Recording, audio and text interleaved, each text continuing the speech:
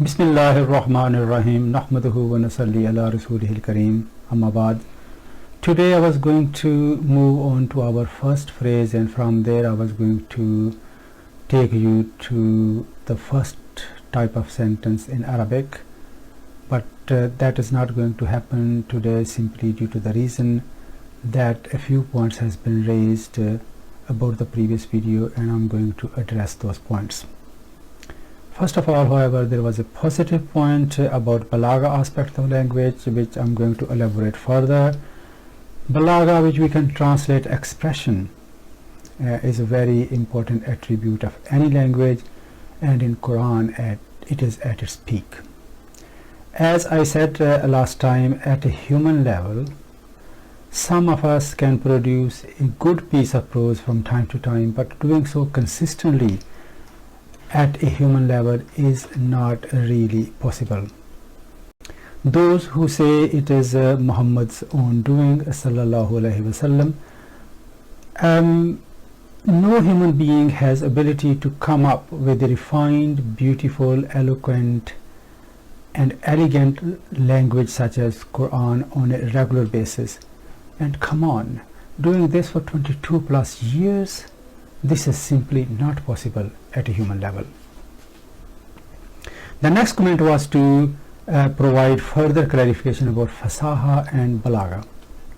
Quran is both fasih and baligh.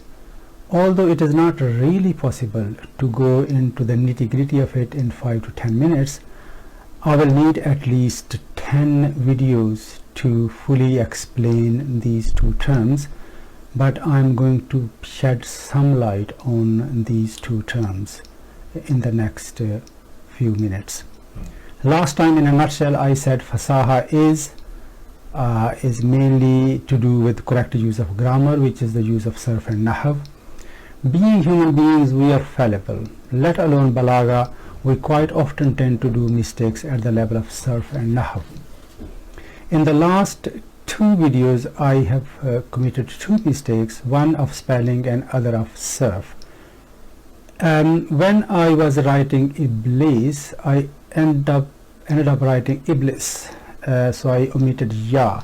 So it should really be Iblis, not Iblis.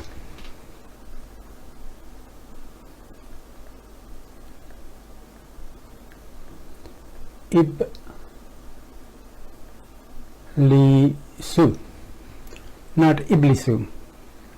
So Iblisu, Iblisa, Iblisa. This is Ghairu Munsarif. So these are the three Arabic forms.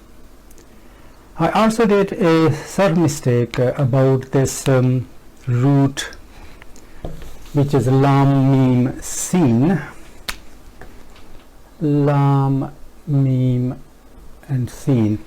So I ended up writing lamisa when I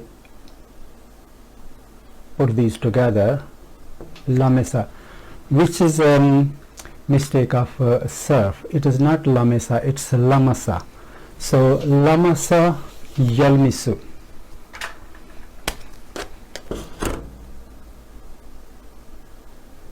Lamasa madi, yalmisu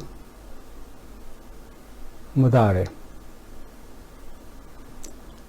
And lamsun is masdar, kind of like that. Lamsun, to touch. To touch, that means so lamasa yalmisu. Lamsun is the masdar.